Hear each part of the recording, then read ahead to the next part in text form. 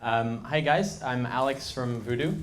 Super excited. Thank you so much, Joanna, for having us over and for the great talk. It's fantastic to have such a trusted and awesome partner behind our data. I'm here with our crew from Voodoo. So we've got Adrien, Youssef, Théophile, and Clément in that row. They're hiding right now, but they're there. So don't hesitate to come and see us one-on-one after this talk, because I think this is fairly informal. We put up a few slides together, but the idea is to meet as many of you guys as we can after this presentation. Also to address as many questions as you guys have after the prez. So we can stop this whenever you wish. Just a quick show of hands. How many of you guys already work with us? Cool. Okay. Awesome. And how many of you guys are considering either hyper-casual or working with a publisher or working with Voodoo? Okay, awesome. Thanks a lot. So with that said, I think let's go through a couple of slides. I think they'll help set the background for hopefully some questions from you guys. The first thing is that Voodoo is operating in a market that changes every day. But actually the key pillars of how we work haven't changed that much. We work on long-term and close partnerships with our studios, including you guys, but hopefully many more of you today. That means that once we take you on board, we share everything. We share all our knowledge, all our insights, at least on the product side. And we share our methodology, which is all about trying things quickly, failing fast, and iterating carefully, so that at every step of the way, we're maximizing your time as a developer, because you're our most precious resource. The next thing is the market has changed in 2019. It's becoming much more of a copycat market in many ways. And so we've taken measures recently to address that and to make sure that your IP is protected so that your games are at the top of the charts, not the copy that gets out a week, 2 weeks afterwards. And we'll go over that in a minute. And then, being ahead of the market, leading the market in hyper-casual means being creative, being innovative, and making sure that you're always on top of the latest trends. So we do share a lot of knowledge on product. That changes every week. We have weekly live streams. I'll go into the other resources that we share. And that means that today, there we go. Actually, this was taken, I think, 2 days ago. But basically, if you look at the top charts, this is the top 10 US iOS, which is our main market.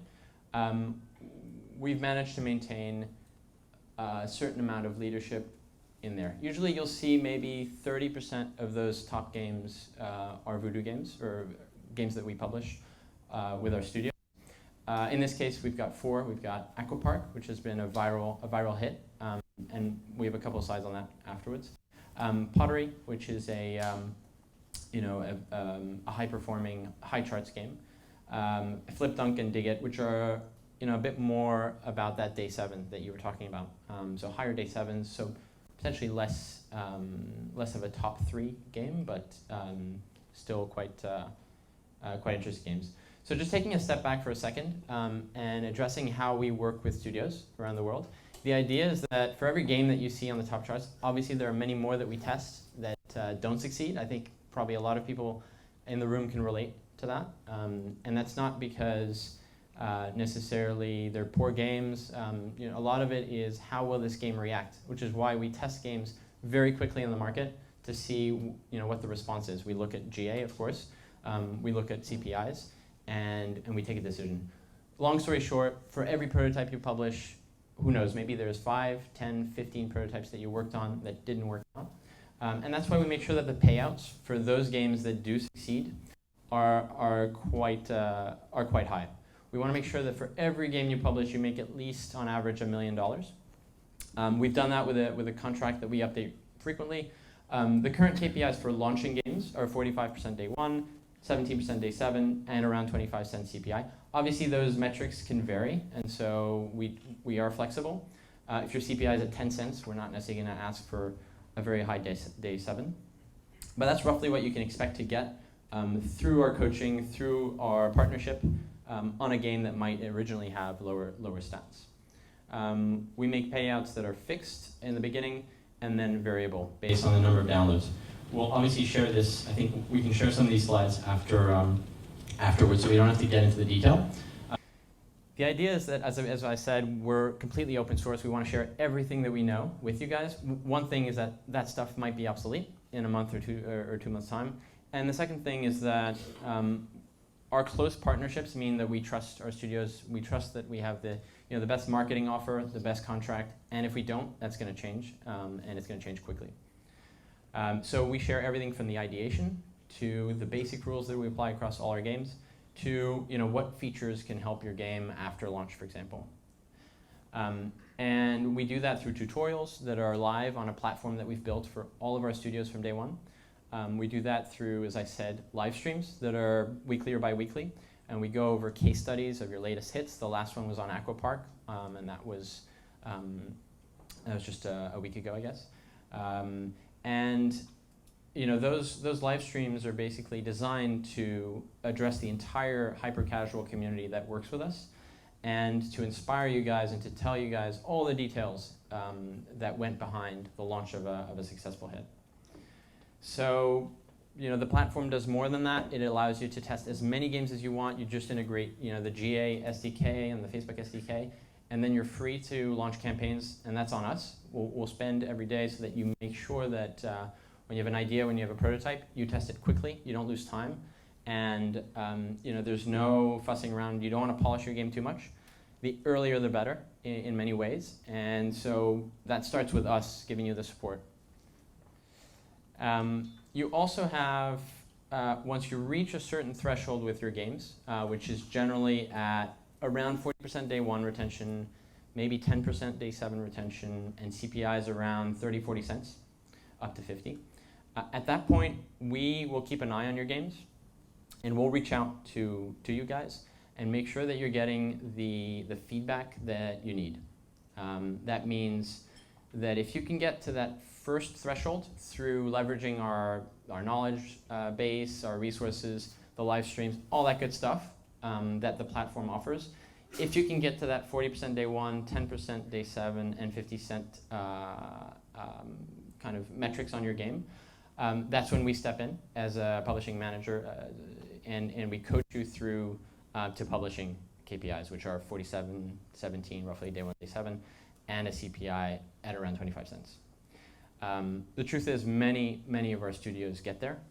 It's not necessarily on your first prototype, maybe not on your 5th. By 10, 15, usually, there's more than enough resources and support usually to get there.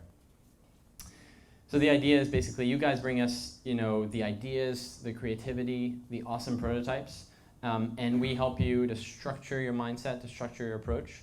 We give you the support that you guys need. We maximize your time through a fail fast or iterate carefully approach, and then we go fast.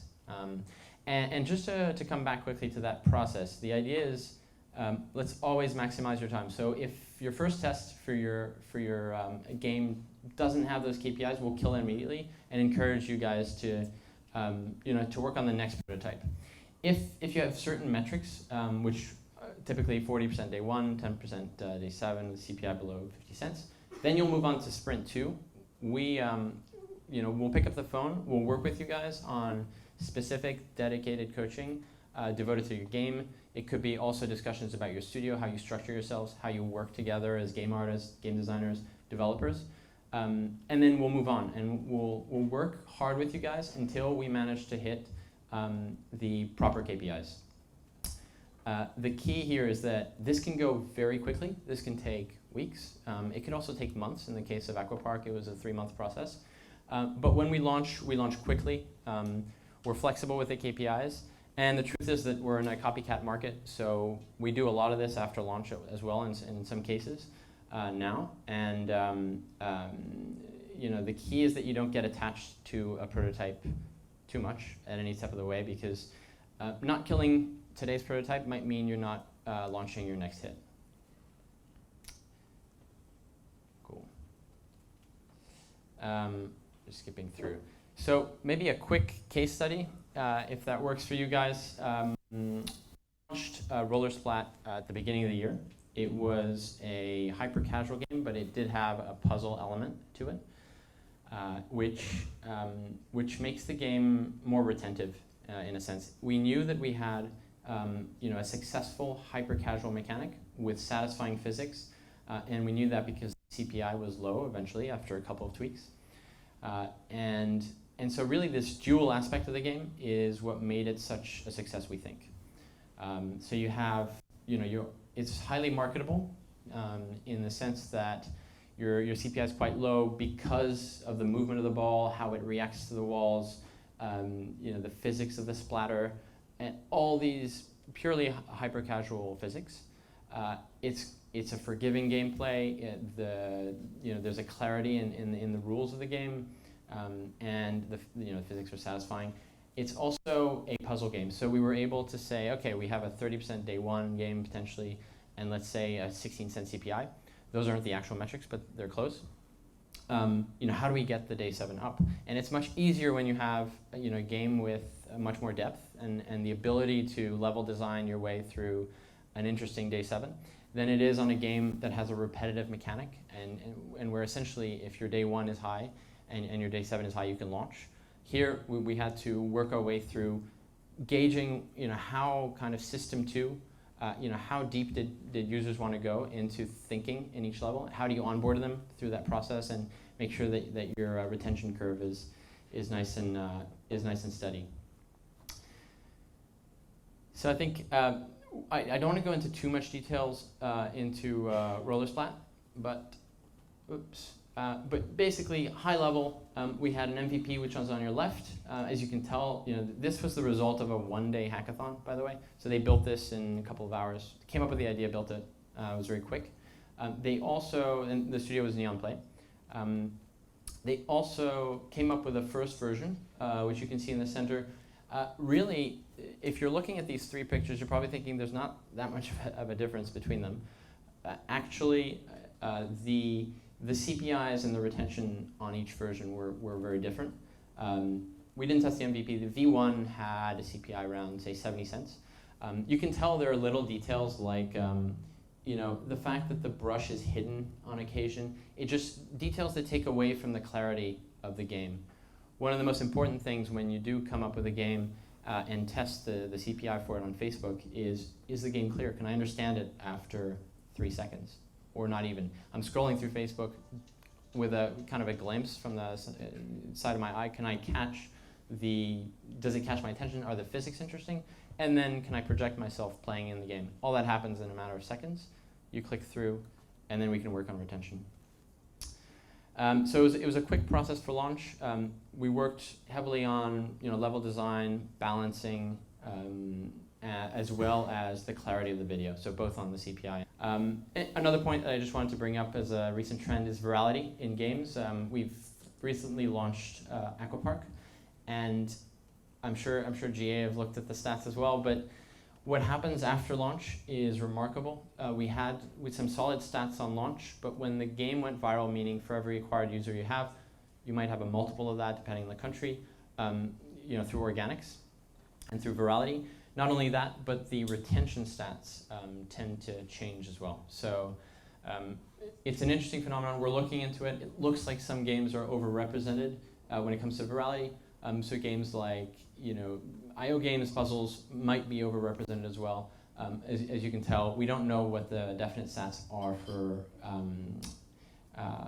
AquaPark yet, but we know that virality is something that you guys should definitely dig into. If you have any insights, by the way, into this, we're super excited to hear anything on that. Just to finish off, show of hands, if we have 5 minutes, I could probably take questions rather than go deeper into AquaPark. Yeah, any preferences? AquaPark. Yeah, okay. Okay, I'll do a really quick one. But we started with this as an idea on the left. The studio cassette came up. They just wanted to do a splashing game, a water slide game where you just go down. And the publishing manager at the time, Hugo, thought, yeah, this sounds like a cool idea. Let's do it. And so they came up with the first version, which had, day 1 and day 7 that are that are not too bad. I think around 40 and maybe 10%, 40, 10, something like that, with a CPI that was around, I think, 50 cents. So solid game, but not yet necessarily the characteristics of a very top charting game. You can tell the game was fairly simple. You slide down. It was quite satisfying because you could kick people out, it was an interesting one. You could also avoid obstacles, and the basic idea is you go down the slide, get rid of people, and make it to the end with a bit of money. As you can tell, the avatar was a bit weird. It was a blue ragdoll-y, half baby kind of thing. And so we actually kept that avatar in the next version. But what we did is we noticed that what's fun is kind of the twisty road gameplay, where you can hack the game a little bit. You can take shortcuts. People tend to like to take shortcuts and hack games and feel like they're efficient in a game. And so we thought, why don't we introduce some of this in this next version? It turned out day 7 lifted a little bit to something like 14%. We didn't change day 1 that much. Still a very forgiving gameplay, and the player onboarding is almost instantaneous. Super deep game, so if you play super casually, you stay in the middle of the slide, you can actually release your finger from the phone and win.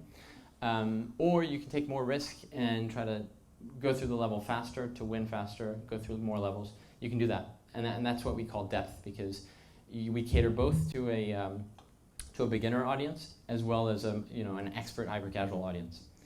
The fourth version was, or a third live version, was actually going much deeper into the hack. So we gave players much more opportunity to hack the game, take riskless jumps, and to give a broader range of our users the ability to take shortcuts in the game.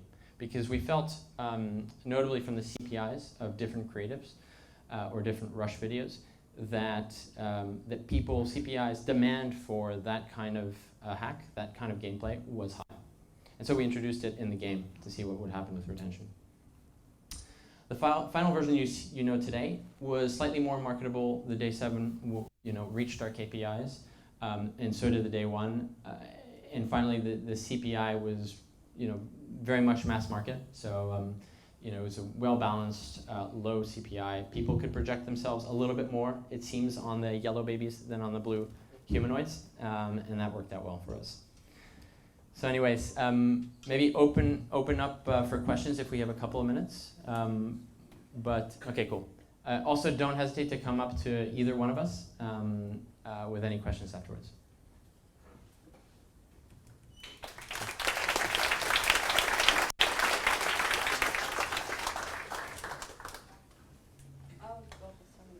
I'm going to go the closest.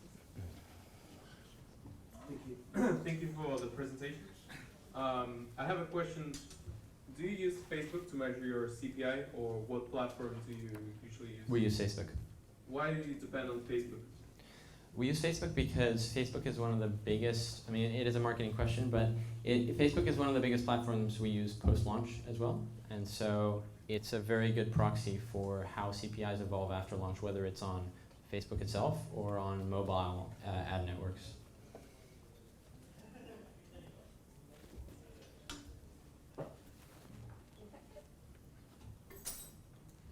Hi there. I just wanted to ask about the.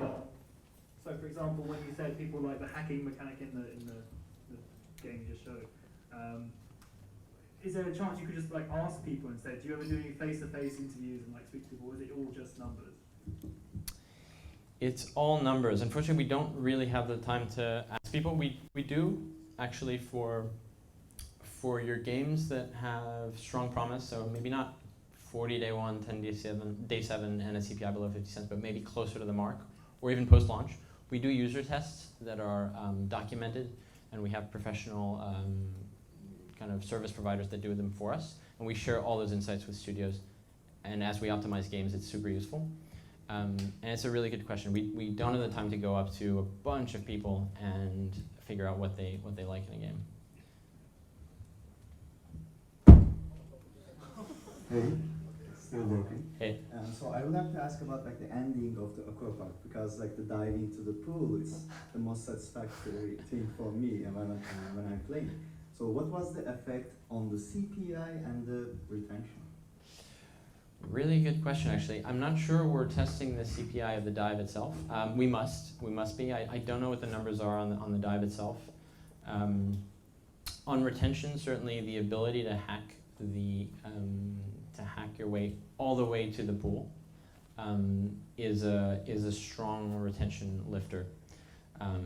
It's not as strong, interestingly, as the viral effect that we saw in the game. So virality itself is a huge driver of retention, but it was strong. We got to that kind of 10% day one region to the 17% region, in part through that hack. Yeah. Day 7 then. So it's up here. Hi. Just a quick question. How many games do you test in a month, and what percentage of those actually make it to publishing? So, as I said, like, for every game that you see in the top charts that has your name and our name on it, there are a multiple of that in terms of how many games a studio has tested. On average, you could expect, I mean, to the exception, I think, of 10Q, which is a game that came out about a year ago from Taishi, a Japanese developer. That was his first prototype with Voodoo. And we worked hard on that game, and after a couple of months released it. But with the exception of, I think, 10Q, every other prototype has multiple prototypes that have not been published before it. In terms of proportion, it's hard to say, because I think there are segments of studios out there, and we work with all segments. There are some that are going to prototype once every 3 months, and we will rarely speak to them because it's hard to get to those KPIs. If you're prototyping 3 prototypes a year, it might take you 3 years to get to a place where you're talking to your publishing manager every day or every week. So the stats are not that useful. It completely depends on the studio. But it'd be good to have a chat afterwards and discuss your background and to set expectations for you guys.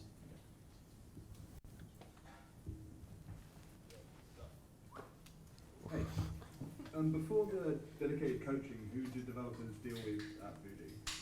So typically you'll be having a call with us, which is an intro kickoff call. We'll go over the contract in most cases. In some cases you can go straight into the dashboard.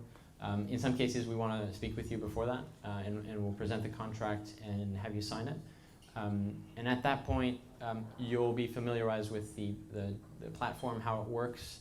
You'll start looking at the videos, the tutorials. You'll be part of the community and included in all our live streams with Q&As.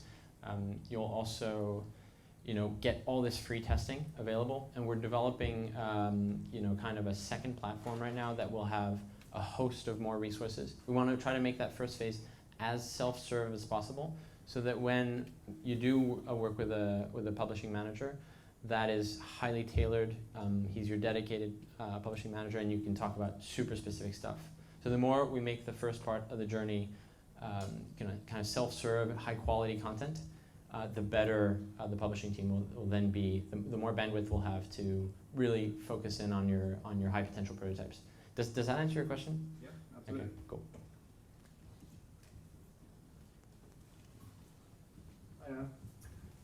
Regarding like the marketing strategy you guys use, do you when you do the campaign, do you have everything in-house, or do you sometimes use outsourcers as well, like influencers, to market the game?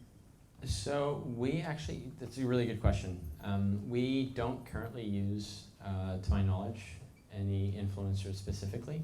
What we have seen is that if your game is if you really knock it out of the park, then the chances are that influencers will pick it up and it'll go super viral. So you don't really need them. But the truth is we're looking into ways of boosting our games in more than just traditional marketing. But it's quite a new phenomenon.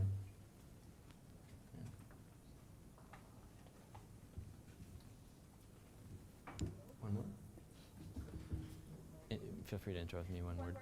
One more question.